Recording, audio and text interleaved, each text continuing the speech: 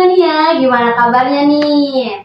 Semoga dimanapun Sigmania berada selalu diberikan kesehatan, amin. Nah, Sigmania, kali ini gue bakalan ngobrol tentang salah satu komunitas atau sekumpulan orang-orang yang menyukai seni, yaitu Gema Khatulistiwa. Kita bakalan mengulik tentang Gema Khatulistiwa. Nah, Sigmania, tentunya bareng gue Pitaloka di acara Simotalk. Nah, Sigmania, obrolan kali ini gue nggak sendiri, tapi ditemani sama salah satu ketua sanggar dari Gema Khatulistiwa. Halo Kak Iman. Halo Pitaloka, halo Sigmania. Gimana kabarnya nih Kak Iman? Oke, untuk kabar hari ini alhamdulillah baik, walaupun minggu-minggu lalu sempat dirawat ya. Iya. Karena DBD. Sekarang kan lagi musim banget ya DBD ya di Kota Serang terutama gitu. Sering-sering minum air putih ya Kak ya? Bener. Harusnya kayak gitu, cuma saya kurang minum air putih kayaknya, kebanyakan minum es. Padahal berkegiatan di Padus gitu. Iya, hanya sekarang musim kemarau nih Kak, harus banyak minum air putih. Terus nih Kak, oh iya, boleh kenalan nggak ke Sigmania nih? Oke, gitu. boleh banget dong. Oke, halo Sigmania, perkenalkan nama saya Iman Setiaji. Teman-teman bisa panggil Iman. Untuk sekarang status pekerjaan, saya sedang bekerja di salah satu perusahaan di Telkom. Dan juga saya sekarang sedang masih kuliah, yaitu semester 9, semester akhir banget ya, harusnya udah lulus ya. Cuma ya karena mungkin agak males ngerjain skripsi, makanya belum selesai gitu. Oke, kalau misalkan saya sekarang menjabat sebagai Ketua Umum Gema Khatulistiwa periode 2023-2024. Hebat banget ya.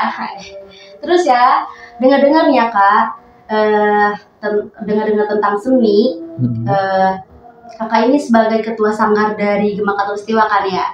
Apa sih itu Kak Gema Khatulistiwa dan apa sih sejarah dari Gema Khatulistiwa itu Kak? Oke, boleh banget dong. Oke, jadi gini, untuk Gema Khatulistiwa sendiri merupakan sebuah sanggar seni yang dia khusus bidangnya di bidang olah vokal, lebih khususnya lagi di bidang paduan suara gitu. Oke, kalau misalkan Gema Khatulistiwa sendiri, ini kita beralih ke belakang ya, ke sejarah ya.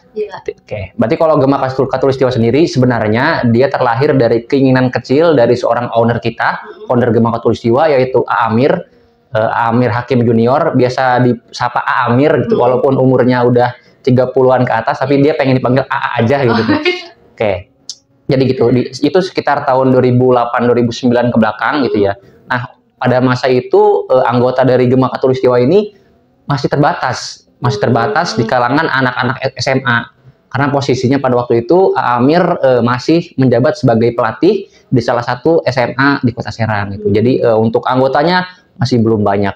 Oke, jadi seiring berjalannya waktu sampai sekarang, alhamdulillah anggota Gema Khatulistiwa ini sudah lumayan banyak, pencangkup dari mahasiswa Univ Kota Serang, dari UIN banyak, dari Untirta banyak, dan juga dari univ-univ lain gitu. Itu Kak.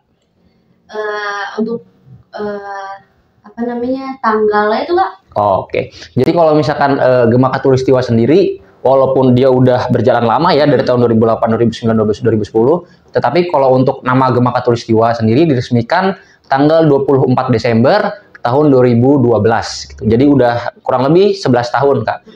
Jadi pas sebelum nama Gema Khatulistiwa diresmikan, namanya Paduan Suara Khatulistiwa. Jadi kalau disingkat kan agak kurang enak kayak Paduan Suara Khatulistiwa, PS tit sensor.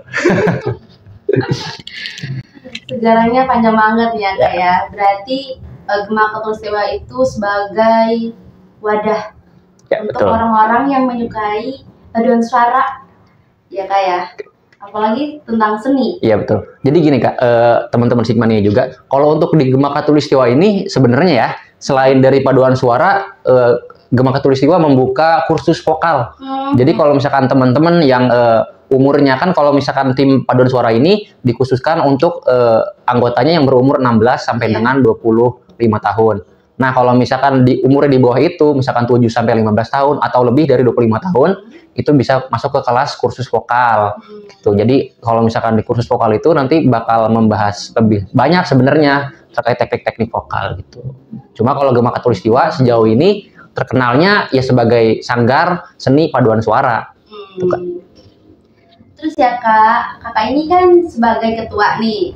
Nah, apa sih yang bikin kakak itu tertarik dengan Gema Katulistiwa, dan sejak kapan sih kakak ini sebagai menjadi pengurus atau ketua Sanggar Gema Katulistiwa ini? Oke. Jadi sebenarnya gini, kalau misalkan saya sendiri pribadi emang suka musik, pencinta musik, karena keluarga saya sebenarnya berlatar belakang di musik juga. Bapak saya itu pemain suling, bisa main suling gitu tuh ya. Dulunya pas masih mudanya dia suka main suling, suka apa namanya ngisi-ngisi hajatan kayak gitu. Tapi khusus di suling Sunda.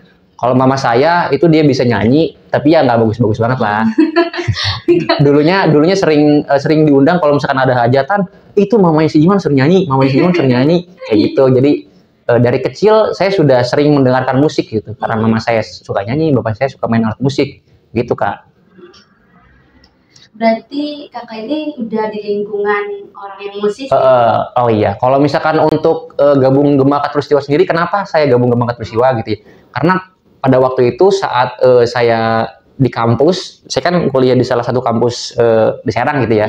Saya waktu itu mengikuti kegiatan Gita Bahana Nusantara audisi di Kota Serang. Saya waktu itu sebagai perwakilan salah satu univ di Kota Serang. Nah waktu itu ketika saya ikut audisi, kebetulan yang jadi juri dan juga yang yang mengisi acaranya, yang mengisi padus, yang sebagai instruktur itu dari Gema Katulistiwa sendiri. Penampilannya sangat bagus gitu menurut saya waktu itu. Jadi membuat saya tertarik untuk gabung Gema Katulistiwa. Jadi setelah saya lulus dari PSM salah satu kampus, saya kemudian bergabung untuk mengikuti audisi Gema Katulistiwa. Waktu itu belum lama sih sebenarnya, sekitar 2 tahun kebelakang gitu. Udah cukup lama ya Kak ya? Ya lumayan lah. Berarti kakak ini mungkin dari orang tuanya juga mendukung ya Kak ya? Beruntung banget. Beruntung banget ini ya Kak. Alhamdulillah. Terus ya Kak, dari kan Gema Katulistiwa, Gema Katulistiwa ini mencakup dari nyanyi kah atau yang lainnya Kak? Oke, jadi kalau misalkan untuk saat ini ya, Gema Katulistiwa ini berfokus di olah vokal. Jadi kalau misalkan Gema Katulistiwa itu ada dua sebenarnya, Gema choir, Gema padus, atau Gema kursus gitu. Jadi untuk saat ini kita fokusnya di bidang olah vokal itu. Tapi kalau misalkan dari teman-teman atau dari teman-teman Sigmania yang akan mengadakan acara dan juga butuh pemain band, di Gema ini ada. Jadi anggotanya sebenarnya kemampuannya ya bukan cuma di olah vokal, di olah suara, tapi banyak juga anggota-anggota dari Gema Katulistiwa yang kompeten bermain alat musik gitu. Jadi kalau misalkan ada yang pengen gitu, ada yang ingin diisi untuk band, kita bisa juga kok. Berarti bukan cuma paduan suara aja kayak Kak? Iya betul. Banyak banget nih tentang band-band segala kan. Terus Kak, Gema Katulistiwa ini pernah nggak sih ngikutin event-event di Kota Serang atau di kota lain gitu? Oke, kalau misalkan untuk Gema Katulistiwa sendiri udah sangat sering ikut event, ikut kegiatan, ikut lomba-lomba. Yang terbaru ini kita mengikuti lomba yang diadakan oleh Bank Indonesia, Kanwil Banten. Waktu itu lomba vokal grup ya. Sekitar bulan lalu itu alhamdulillah Gema Katulistiwa mendapat juara 1 Kak. Wah, keren banget nih. Dan juga sebelumnya di tahun 2022 kita ikut lomba BCF Bandung Crow Festival di bidang vokal grup juga. Waktu itu tingkat internasional kan, internasional choir gitu ya. Tapi kita ngambil di bidang vokal grup. Alhamdulillah kita dapat silver medal. Terus apa sih Kak tujuan dari Gema Katulistiwa ini Kak? Oke. Sebenarnya kalau misalkan Gema Katulistiwa sendiri itu punya visi, yaitu menjadi suatu sanggar seni, sanggar paduan suara yang profesional dan mandiri. Profesional dalam artian apa? Di sini kita setiap masing-masing individunya memiliki kualitas yang mumpuni gitu tuh.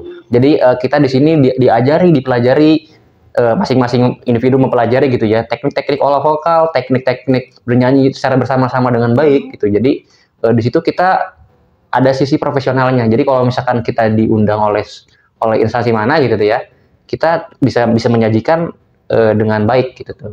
Di sini terus juga untuk yang kedua mandiri di sini walaupun Gema Khatulistiwa sering diundang oleh instansi tertentu seperti dinas, kampus-kampus atau SMA gitu ya, kita tetap mandiri dalam artian kita tidak dalam naungan instansi manapun. Jadi kita bergerak secara mandiri gitu tuh.